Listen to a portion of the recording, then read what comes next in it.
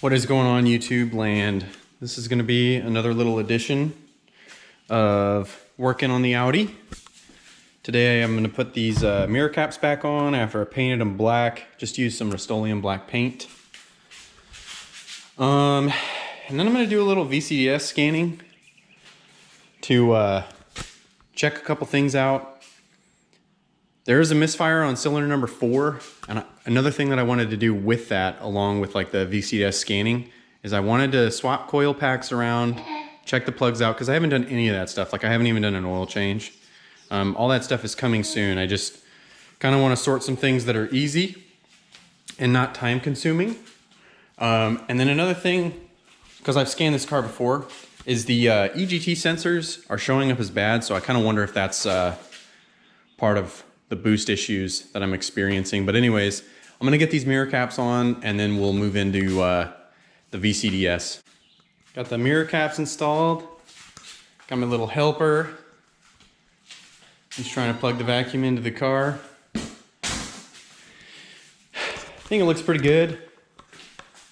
I mean, they're just mirror caps, so it's not like anything groundbreaking, but they look quite a bit better than it did, so that's cool.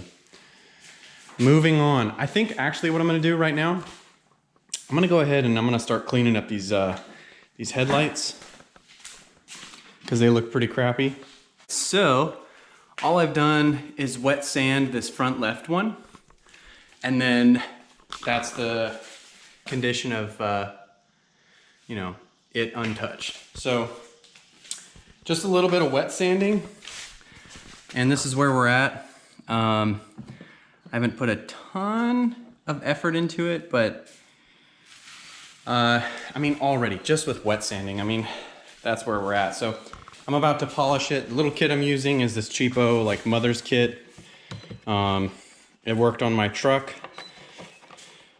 So I don't know, I had a good experience with this. I'm sure that there's better kits out there, but I have this on hand. So anyway,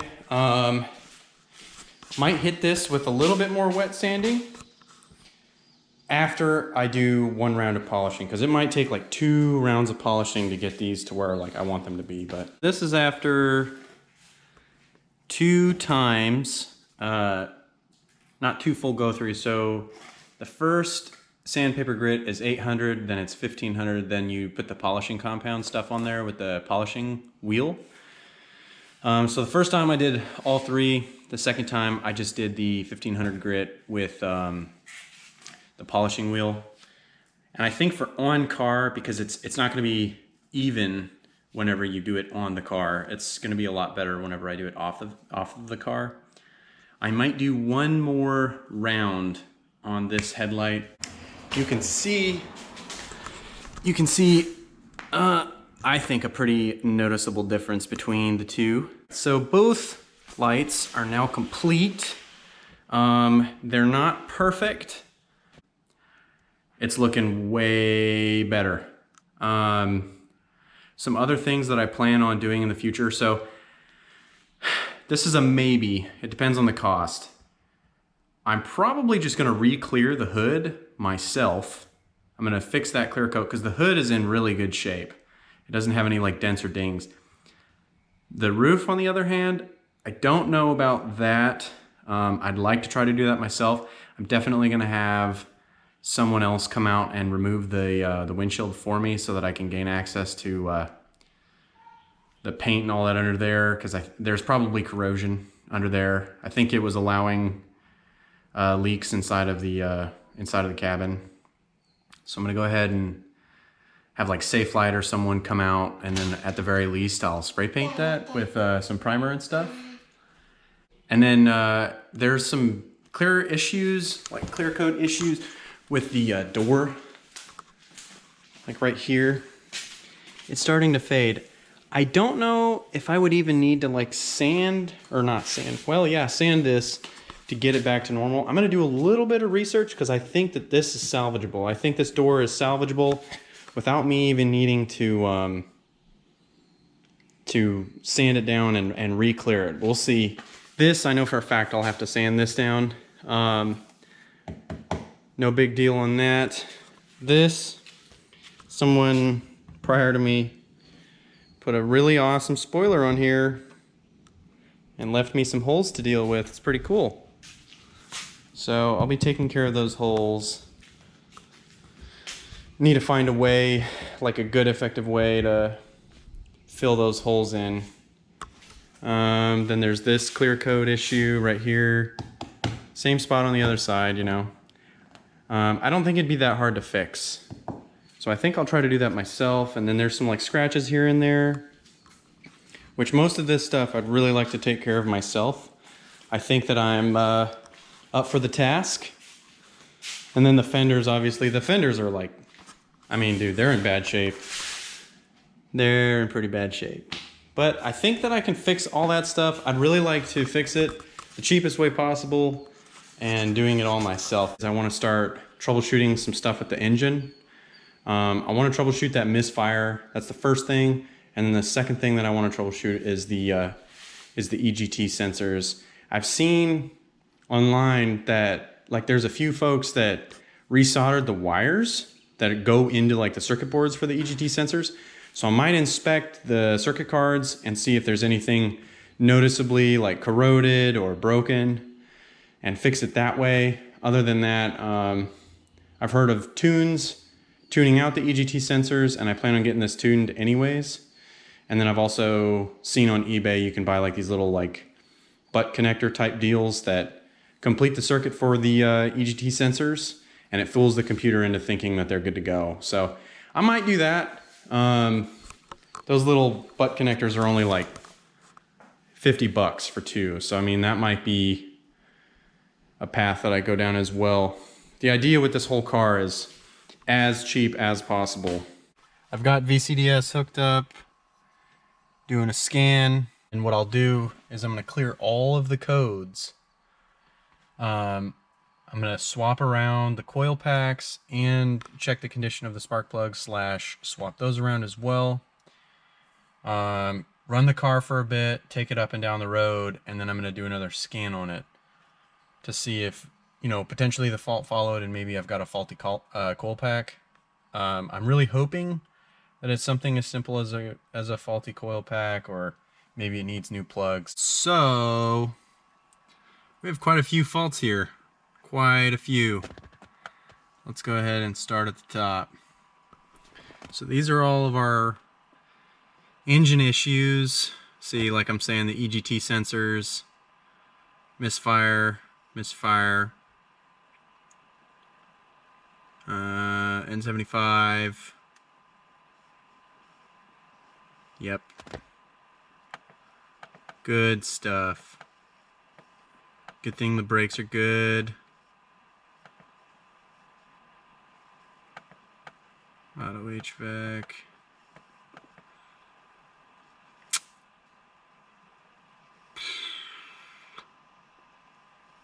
Good stuff.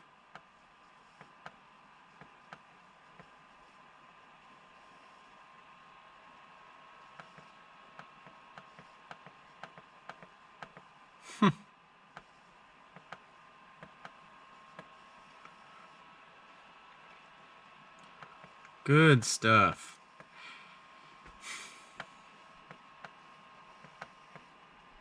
All right. So I was able to clear everything other than the headlight issue. So what I'm going to go ahead and do right now, though, is I'm going to go ahead and turn the car on, pull it out of the garage, and check a couple things and see if it starts hiccuping right off the bat.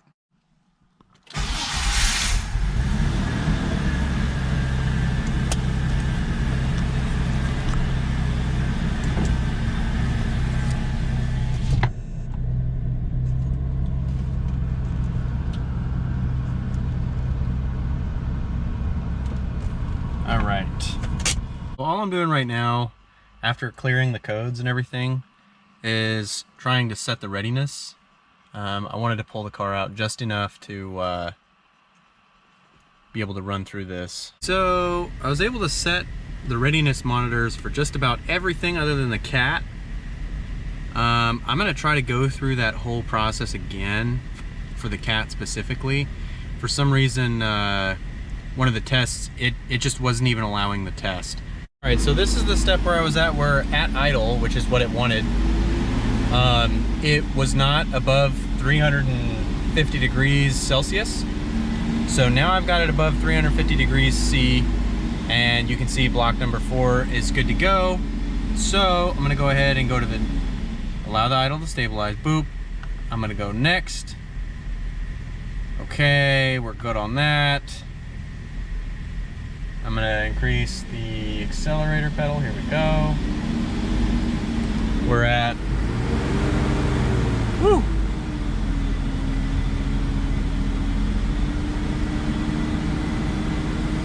All right, that's where we're gonna stay at. We're greater than that. For some reason, I cannot get this thing to test. And I sat here at 2,000 RPMs.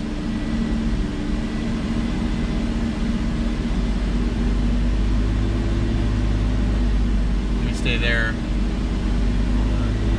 Let's try this. Let's try that and leave it there for a sec and see what happens. This thing is specific.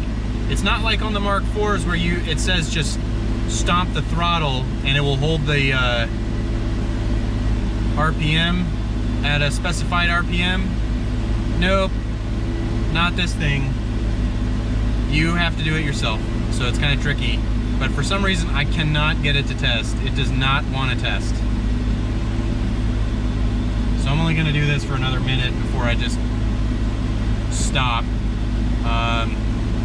Maybe I just can't set the cat until I actually go and drive it around for a little while. That's kind of frustrating.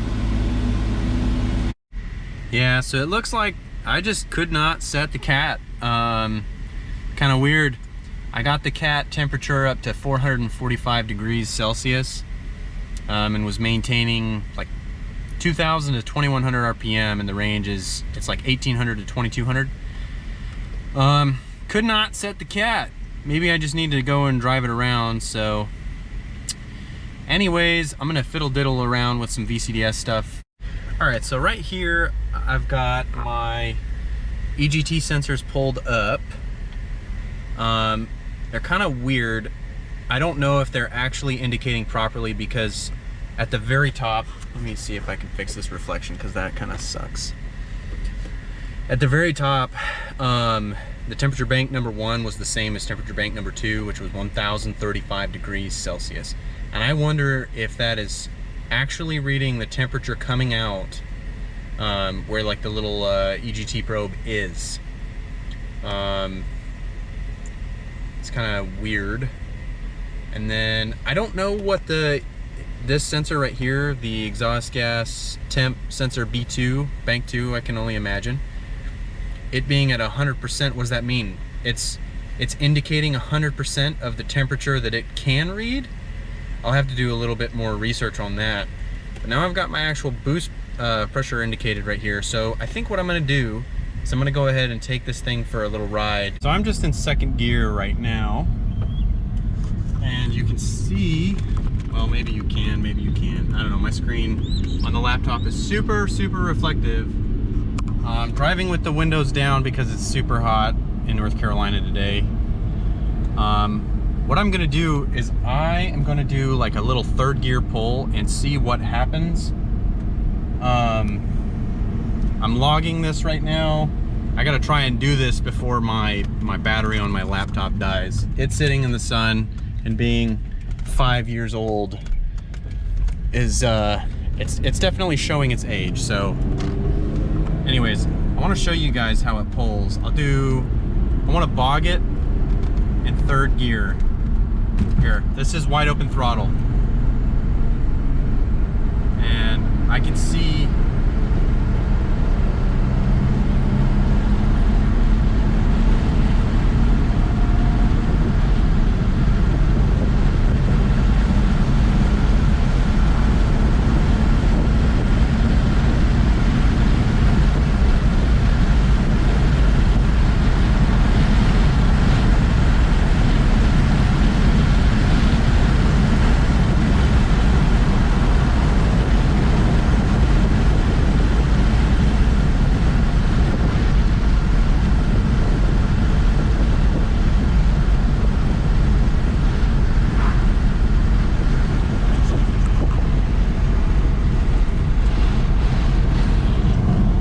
right, so I'm gonna roast myself out for just a second here so I can show you guys the graph and that hardcore dip. I was in 5th gear, kind of at watt, let's see, damn. And it just totally bogged me out. So, I don't know. I'm gonna roll these windows down and do another little pull and see what she do.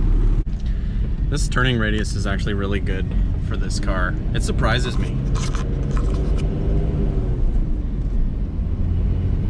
All right.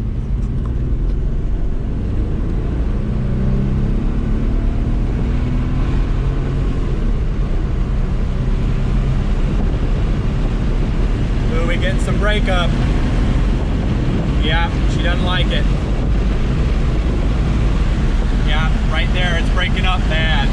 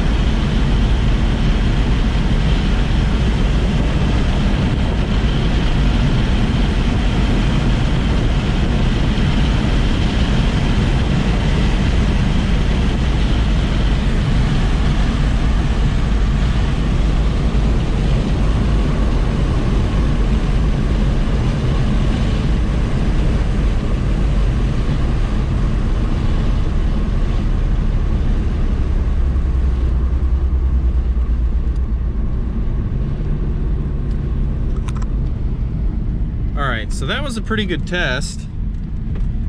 If you guys own a Volkswagen or a Volkswagen product and you don't have VCDS, you are messing up.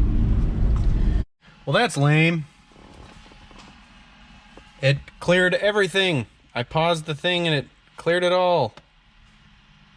Damn it, operator error. Shit. Well, anyways, what was happening is it would have a line and it would be going up and then it would take a hard bog. These EGT sensors, they're just reading the maximum that they possibly can. So that tells me that, I mean, they're bad. They're maxed out. So clearly, some investigating needs to be done. So I'm gonna get to that once the engine cools off a bit, because right now, I mean, you can see how hot we are. So I'm gonna give this thing a minute to cool off. The engine's still super hot, but I'm impatient. I'm gonna take off the little Y pipe thing. Look at my super sweet wood. This thing kind of holds the hood up, but not enough for me to feel safe about working on it or even having my kid around me when I'm touching it. So anyway, I'm gonna take this off and then I'm gonna inspect these EGT sensors. Okay, so I've got that off and I took the covers off of these, of the EGT sensor things. Yeah, the video that I watched, the dude took this off and there was none of this. None of this stuff was on here. So I did a little bit more reading and the dude said that he scraped the crap off. So here I am, just kind of feeling my way through this. I'm using a pick to gain access to all this stuff. I've got both sensors exposed, or the circuit cards exposed. All I'm gonna be doing is, let's see if I can get this thing to focus in on it. You can see, gosh dang, GoPro. Anyways, there's 3 little spots right here towards the actual plug location. And then there's 2 little spots where the wires go into. And you can see that on both sensors. This one does not have as much play in the sensor wire. What I'm gonna do is I am just going to heat these up and somewhat re-solder them, like reheat them up, and see what happens. Because you can see here, I've kind of picked this one away a little bit more than the black one. It's kind of tough to get to the actual wires themselves without pulling the card out, and I think that will just take a lot of time. And at this point, I mean, if this doesn't work, I'm just gonna spend the 50 bucks and I'm gonna get the little EGT deletes. I mean, it's really not worth any more of my time or much more than $50 to me. I've done the world's ugliest solder joints. They're ugly, but they should be good. God knows I heated them up enough. So yeah, I'm gonna put the covers back on, and then I'm gonna go ahead and put the Y-pipe back on, run the car, and see if the EGT sensors are not just maxed out all the time. Got everything put back together, and we've got our sensors on. Let's see. Well, I've got my boost tracking, and then I've also got my EGTs tracking. So this green and yellow line, y'all can't see it. Well, you kind of can. That line right there is my EGTs, and it's at 945 degrees Celsius. So I'm gonna go and take it for a quick little drive, see what she do. I'm gonna go right.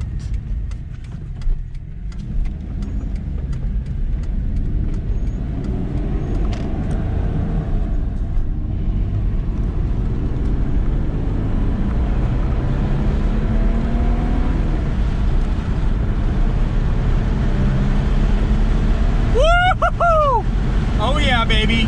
I'm pretty sure that fixed the issue right there.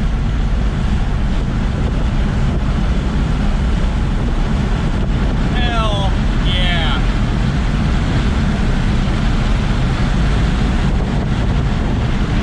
Oh yeah.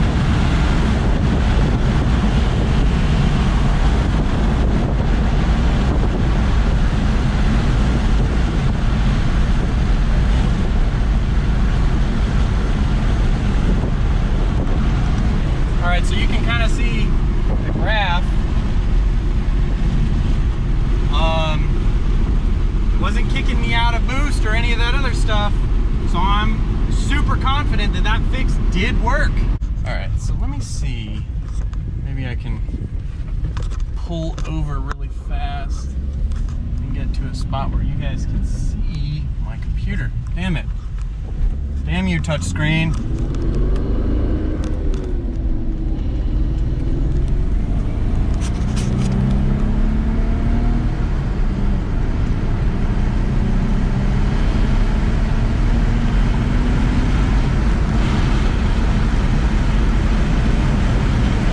That fixed the issue as far as I'm aware, because that thing, it actually allows for boost. It's not stumbling on its face. I'm sure that I still have a misfire issue because it still does feel like it, but instead of the car feeling like it's like trying to kick me out,